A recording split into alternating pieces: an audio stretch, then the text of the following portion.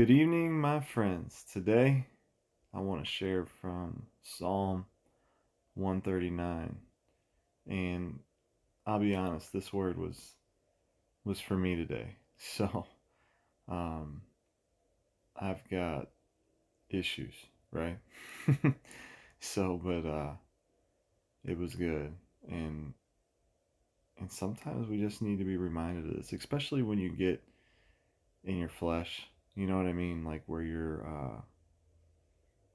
I don't know, like complaining, and about circumstances or anything that that you got going on, and challenges of life or difficulties or um, the unknown, you know, and and if you feel like sometimes you just need to realize like there's nowhere else to go.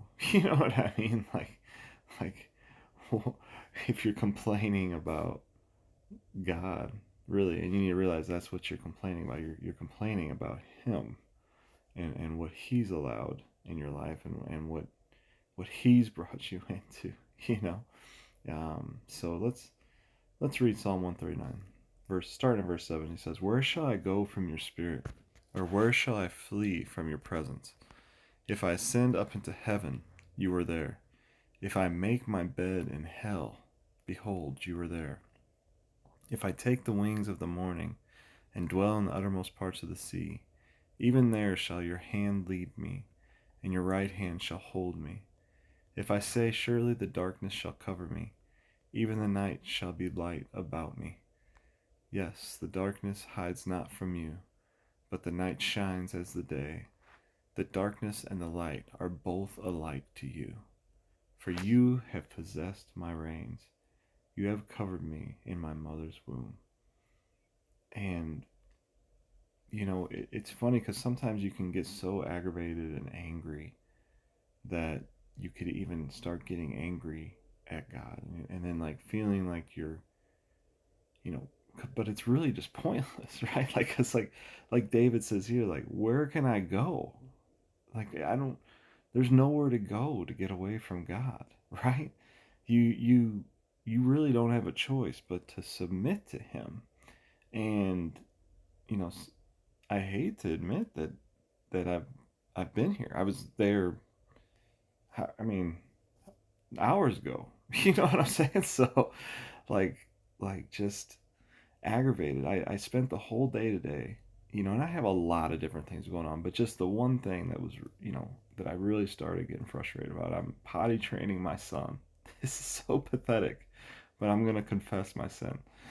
I was potty training my son, and I had his diaper off all day, and I had a hard time, get him to go to the bathroom on the pot. He went like once or twice, but then like I left him. I was doing something for like a couple seconds, and then he must have snuck into my room and gone to the bathroom. And I didn't realize it for a while because by the time I stepped on the pee, it was cold. But then it was like this huge spot. It was incredibly big. I mean, it was like 5 feet long by like 1 foot wide. Like he just stood there and peed. It was crazy. And I was getting so frustrated, And then after all that, so then I was like, I wouldn't let him take a nap because I didn't want to put a diaper on him because I know he was refusing to poop. You know what I'm saying? And I knew it. So I'm like, you're not taking a nap until you go, until you poop. Well, anyway, so I was doing that, and then all of a sudden, I hear my wife yelling because today's our family day, so we're both home. I hear my wife yelling, but he pooped in the hallway, and then I was irate. You know what I mean? Because it's like you've had your diaper off all day, and then you finally go poop it, and you poop in the hallway, and I was just ridiculous. So, and just different things happen, and it all just I got I got mad, So, but the Lord, He's awesome and merciful. But even in my, He just reminded me of this passage, like there's nowhere. If I ascend up into heaven, you're there. If I make my bed in hell, behold, you're there.